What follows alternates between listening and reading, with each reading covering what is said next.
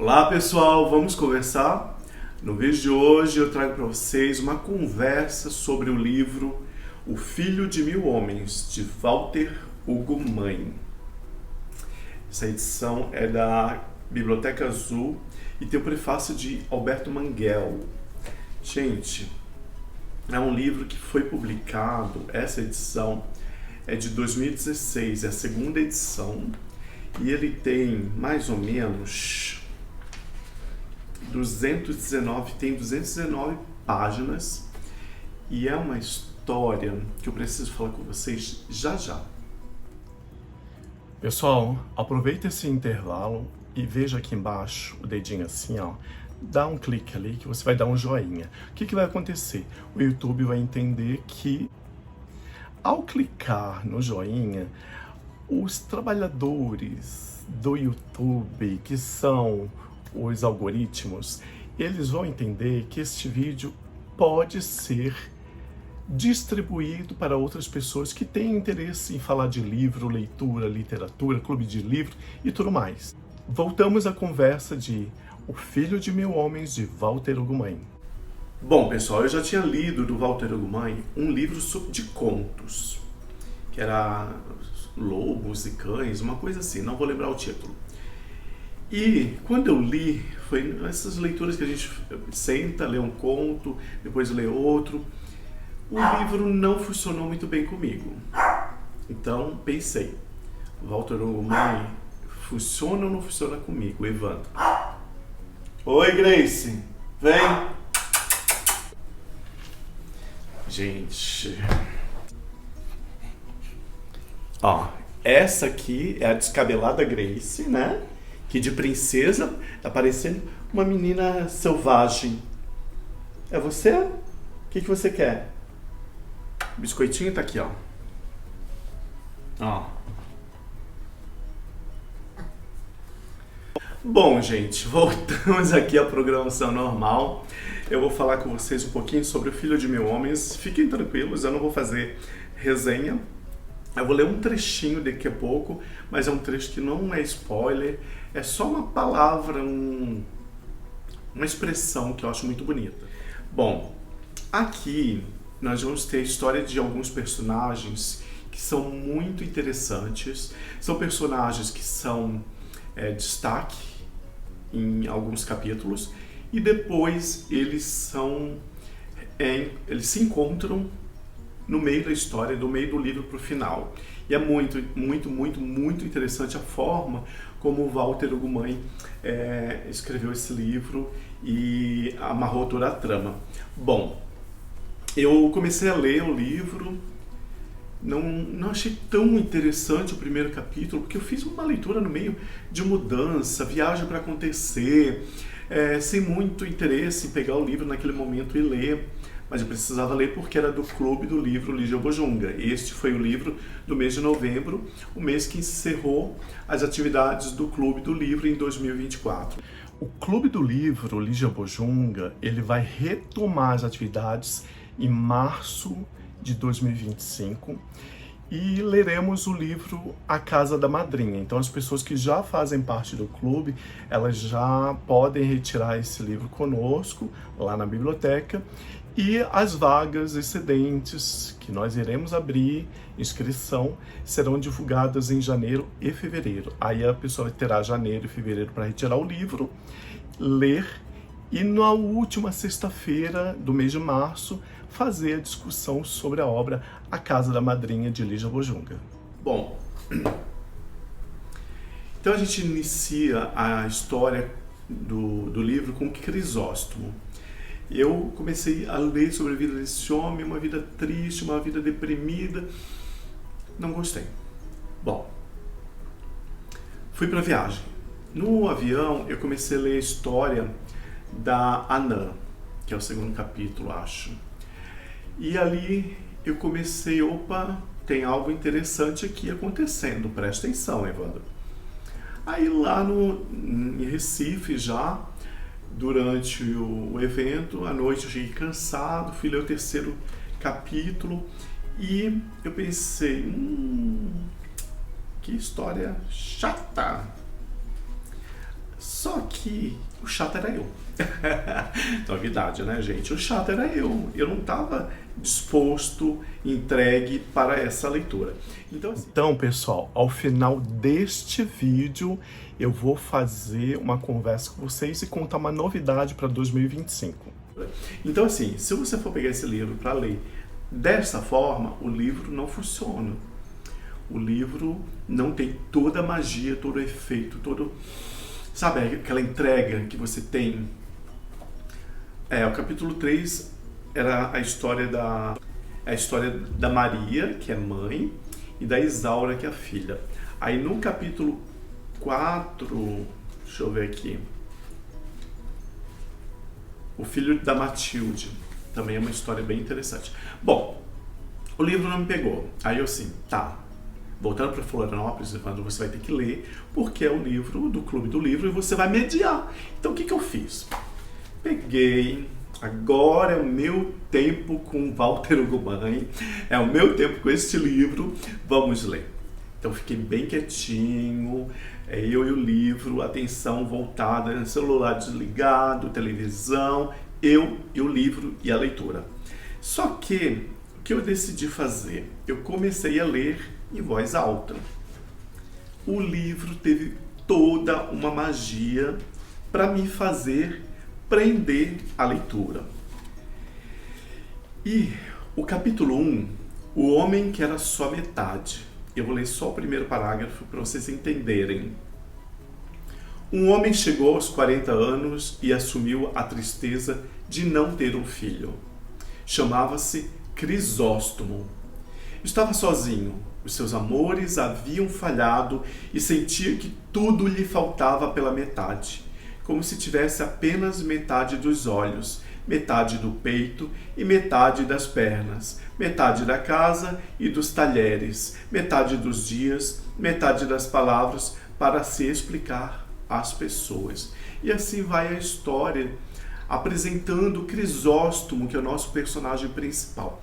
Não vou falar mais sobre a história em si, mas eu vou falar sobre o tema, sobre o assunto, sobre o que é esse capítulo que chama a nossa atenção para o Crisóstomo tem e que nos chama a atenção e ficamos presos a essa história. Bom,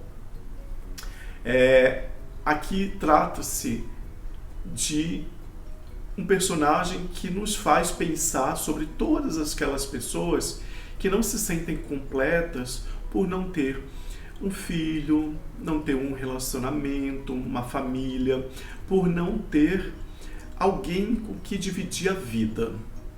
Então, nesse capítulo, a gente fica muito mais conhecendo a tristeza de um homem que se sente incompleto, a tristeza de um homem que acha que a sua alegria só acontecerá, só aparecerá quando ele encontrar a outra metade da vida dele, porque ele se sente pela metade. Tem vários pedaços aqui da história que eu grifei, né? E que é incrível demais, e que eu não posso ler para vocês, porque senão vai ter alguns spoilers.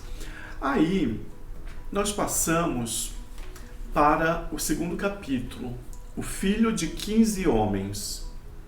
Nesse momento, nós começamos a ver uma história que se trata,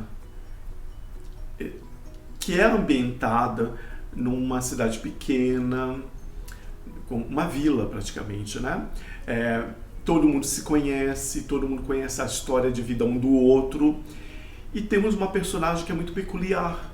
E essa personagem, ela é vista por todos como digna de misericórdia, digna de atenção. Era ali onde as pessoas depositavam toda a sua caridade, todo o seu altruísmo, que pessoas maravilhosas que elas eram, elas se sentiam incríveis por estar ajudando aquela mulher. E aquela mulher, ela tem no seu dia a dia diversos problemas e diversas dificuldades.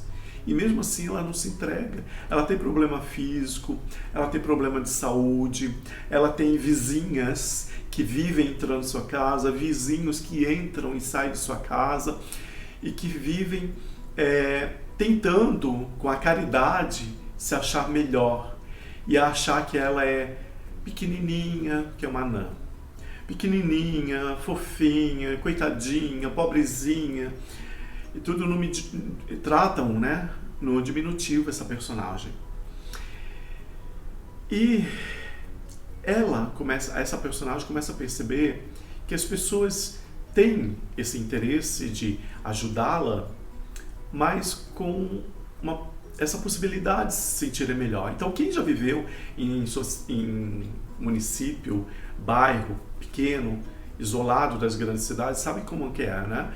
As pessoas conhecem umas às outras, elas conhecem a vida, como se passa dentro da casa de um dos outros, porque a fofoca rola. E é assim que vivia esse povo dessa vila. E fofocava muito sobre a vida da Anã. Né? A gente não tem o nome dela até então, mas o nome dela é Antonina. E a Antonina, ela percebe que no fundo, aquelas mulheres que iam na casa dela viver de ajudá-la, tinham, na realidade, inveja dela. Inveja, mas aí você precisa ler para entender o porquê da inveja, né? E em determinado momento, essa personagem, ela começa a ser demonizada pela sociedade, pelas pessoas daquela vila. E as pessoas começam a querer entregar a ela todo o seu rancor, que até então estava reprimido, né? Desejar a morte dessa personagem, desejar que tudo de mal possa acontecer com ela. Bom, eu não posso ficar falando muito mais sobre isso, mas no terceiro capítulo a gente vai ter a apresentação de um outro personagem que depois vai ser costurado. Olha só, gente, que eu marquei sobre a Anã, né? A história da Anã. Eu não vou ler tudo isso, mas só uma linha assim, ó. Anã suspirou. A verdade era que não tinha encontrado um cavalheiro e os amores não lhe vinham nunca mais. Então era uma mulher desejosa também de ter um amor, de ter uma pessoa dedicada a ela, a levar amor, carinho, cumplicidade, formar uma família. E da mulher que diminuía, eu grifei nesse início já o seguinte: gosto feio na língua. Sentiu-se como se tivesse um gosto feio na língua. Vai contar a história de Maria, uma mulher que de uma hora para outra começa a falar como se fosse uma francesa, e ela não é. E essa mulher, ela tem vários problemas dentro dela, e ela começa a colocar isso para fora e descontar várias questões na sua filha Maria. Maria é uma adolescente, né, uma jovem, que é prometida em casamento para o filho do vizinho.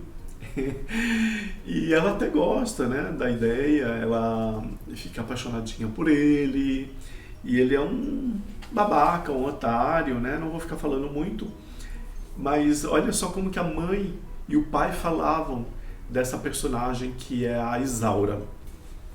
Era uma rapariga bem mandada, especialmente bem mandada. Sabia cada tarefa da casa e do campo. Haveria de servir de esposa com brio. Essa parte rosa que eu li.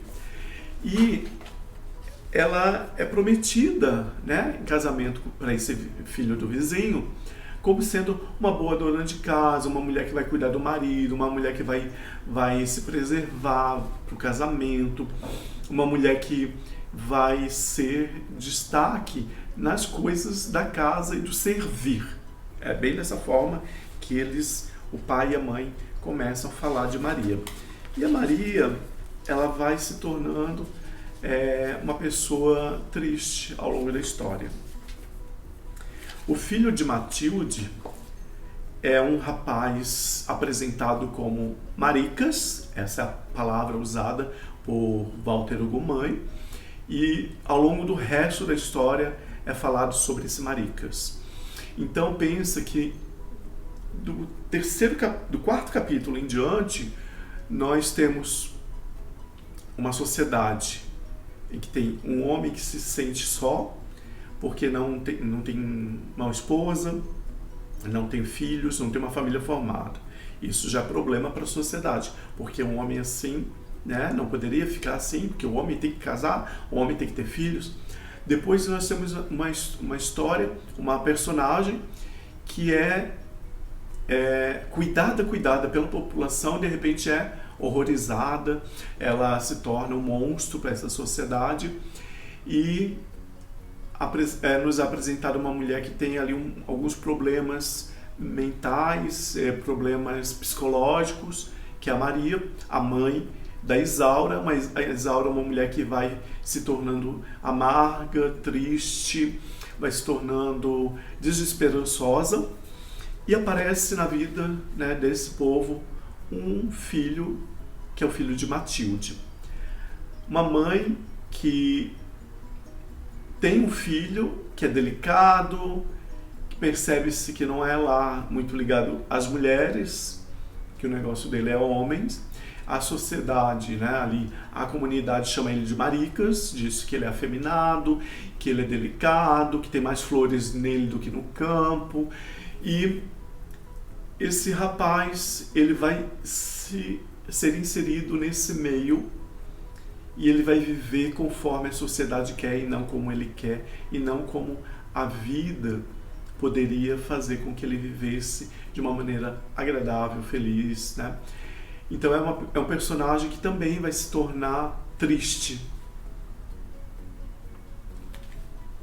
Observem que nós estamos falando aqui de tristezas, né? De um homem que vive só, de uma anã que é rechaçada pela sociedade, é largada de lado, é odiada.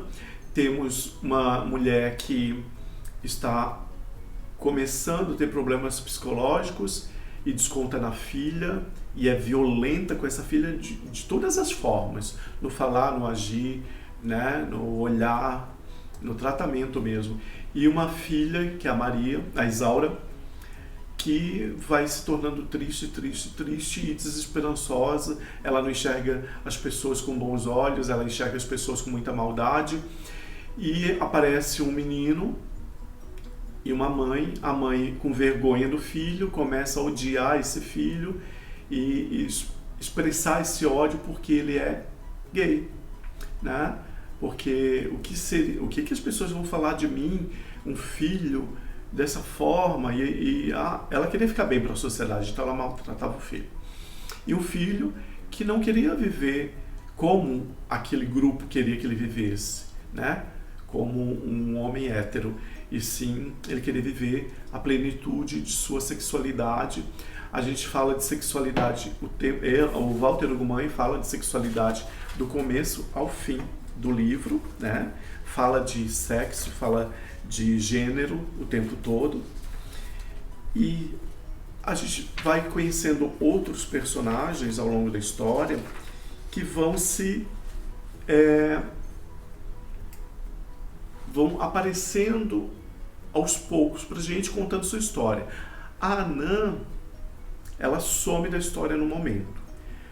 Aí aparece a Maria, Isaura e o Maricas, que a gente não sabe o nome dele até então, e surge o Camilo. Camilo, que é um personagem carismático, bondoso, que começa a ter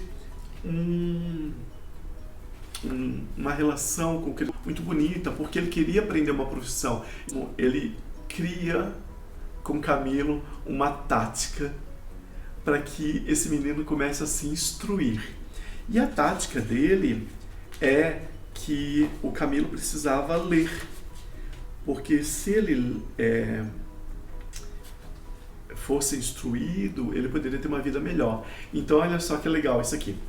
Para entreter curiosidades, o velho Alfredo oferecia livros ao menino e convencia-o de que ler seria fundamental para a saúde. Ensinava-lhe que era uma pena a falta de leitura, não se converter numa doença. Algo como um mal que pusesse os preguiçosos a morrer. Imaginava que um não leitor ia ao médico e o médico o observava e dizia: você tem colesterol a matá-lo. Se continuar assim, não se salva. E o médico perguntava: tem abusado dos fritos, dos ovos? Você tem lido o suficiente? O paciente respondia: não, senhor doutor, há quase um ano que não leio um livro.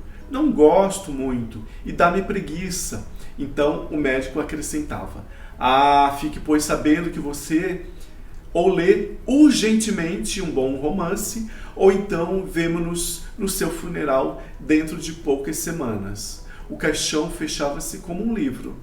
E o Camilo ria.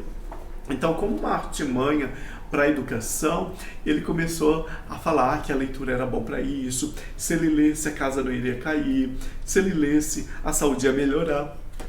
E por aí vai essa brincadeira, né, que o Walter Ugumãe nos apresenta. Agora só vou falar de algumas frases, tá? A alegria era sempre uma pressa.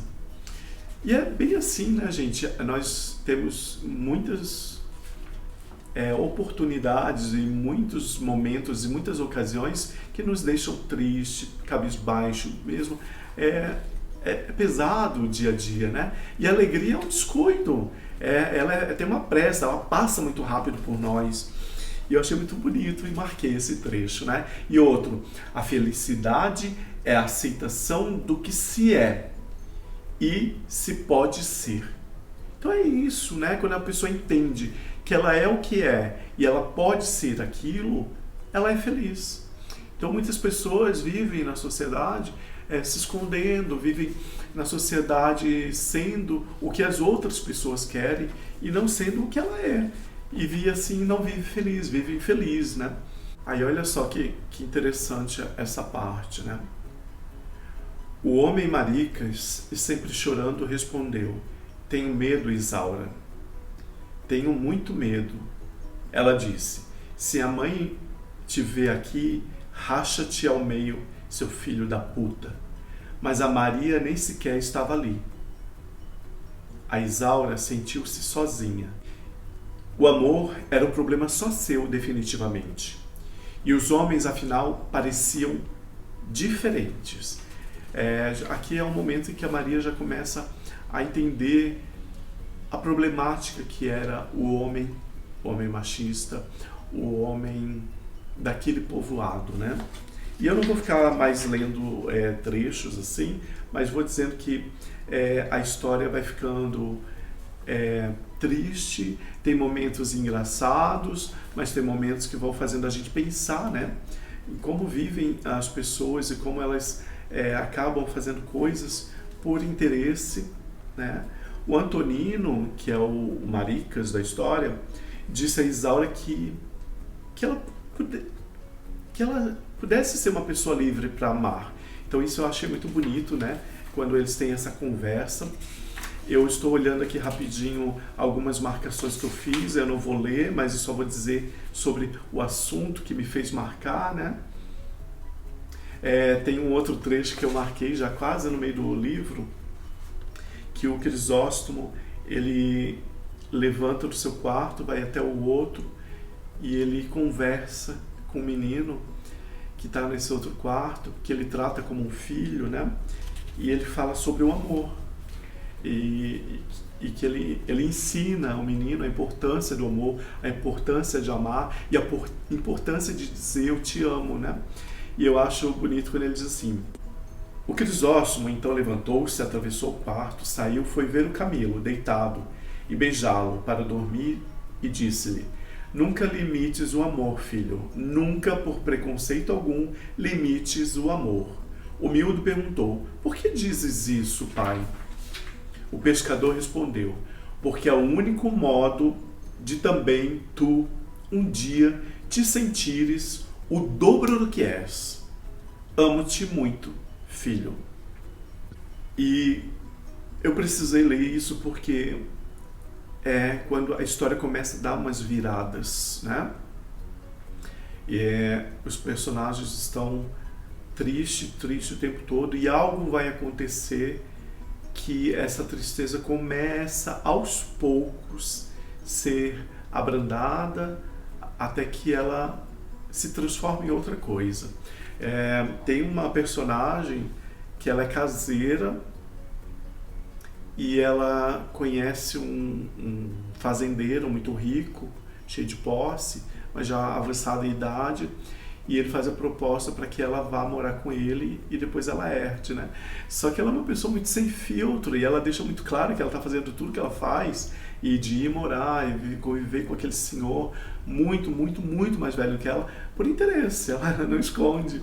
E ele diz assim, né? Eu marquei isso tudo aqui, mas eu não vou ler. Eu só vou dizer assim, ele diz: também não sejas tão interessada, Rosinha, que eu não tenho pressas, embora me custe cada vez mais a vida. E ele percebe, né, do interesse dela que as posses dele passam logo para ela, e ele diz isso, né? Ele é muito direto com ela, porque ela também é muito direta. E assim a história vai, gente, os personagens começam a mudar, começam a ter outras perspectivas de vida. E olha só esse capítulo 14, o funeral do almoço de casamento. É muito interessante esse capítulo, não vou falar nada sobre ele, deixo para que, se você tiver curiosidade, vá atrás, né? O Crisóstomo amava por grandeza, então é um homem que se sentia pela metade no início da história, e aqui no capítulo 15, e aqui na história ele ama, né? Ele ama com grandeza. Eu vou parar por aqui. Esse é o Filho de Mil Homens, de Walter Hugo Mãe, uma história linda, maravilhosa, que eu digo que todo mundo precisa conhecer. Todo mundo precisa conhecer. É uma história incrível. Então fica aí uma dica de leitura para vocês. É uma história que tem potencial terapêutico, dá para trabalhar biblioterapia com ele. Eu quero ver se ano que vem eu faço alguma conversa de biblioterapia usando este livro. Bom, pessoal, o que acontece, né? O Clube do Livro Lígia Bojunga, ele foi um projeto piloto que nós fizemos um teste em 2024, no segundo semestre. E nós fizemos um teste para ver se ele funcionaria em agosto, setembro, outubro e novembro de 2023. Como a coisa funcionou legal, a gente gostou, fizemos mais um teste em 2024, também em agosto, setembro, outubro e novembro. Dezembro é o mês de relatórios, isso aquilo a gente encerrou. E também as pessoas viajam, férias, né? Então, como esse projeto foi apresentado na forma de piloto, funcionou, nós iremos continuar com o Clube do Livro Lígia Bojunga em Florianópolis, na Biblioteca de Arte e Cultura do Centro Integrado de Cultura, uma das casas administrada pela Fundação Catarinense de Cultura, certo? Então, no mês de março, nós iremos ler o livro da Lígia Bojunga. Por quê? A intenção do clube é que a gente faça a leitura de todas as obras de Lígia Bojunga em ordem cronológica, mas por ano a gente lê apenas 2. E nesse intervalo entre um livro e outro, que é um no primeiro semestre e outro no segundo semestre, a gente lê outras obras. Então, em março, nós iremos nos reunir na última sexta-feira do mês para a gente discutir sobre a obra A Casa da Madrinha de Lígia Bojunga. Olha, é uma história muito legal. Você vai ouvir falar sobre o Alexandre, um personagem bem diferente. E a gente vai falar sobre educação, sobre miséria, sobre sociedade.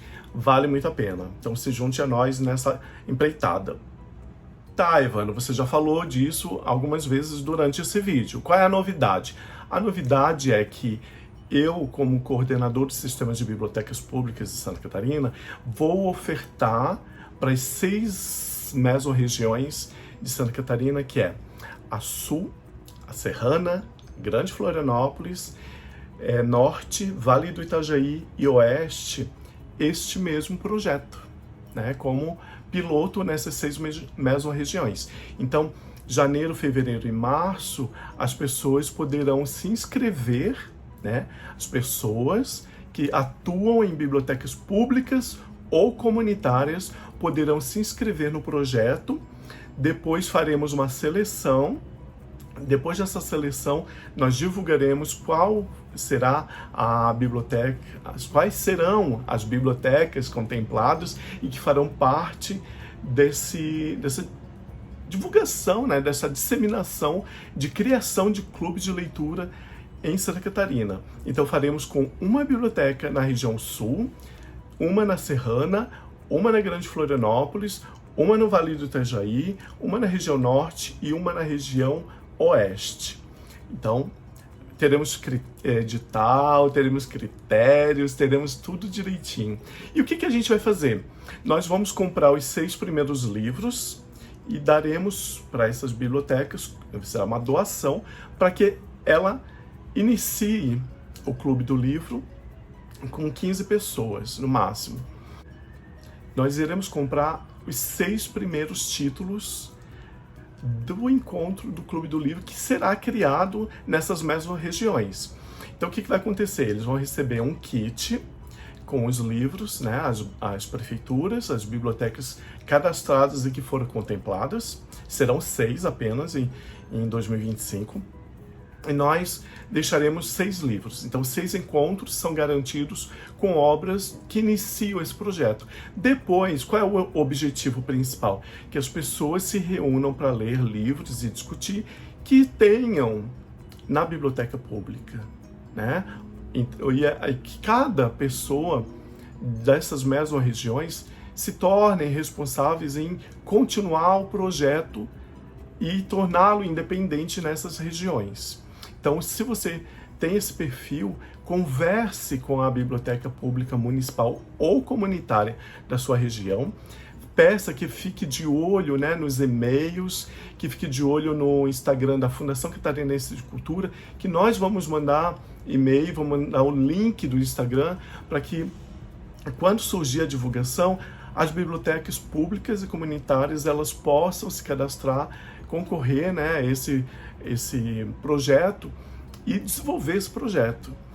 E que possamos ter, sim, pessoas interessadas em desenvolver projeto de leitura, de incentivo à leitura. Então, o Clube do Livro é uma das possibilidades de incentivo à leitura. Um detalhe muito importante: a biblioteca pública municipal ou comunitária da sua região, Sul, Serrana, Grande Florianópolis, Norte, Vale do Itajaí e Oeste, ela precisa estar devidamente cadastrada nos sistemas de bibliotecas públicas de Santa Catarina.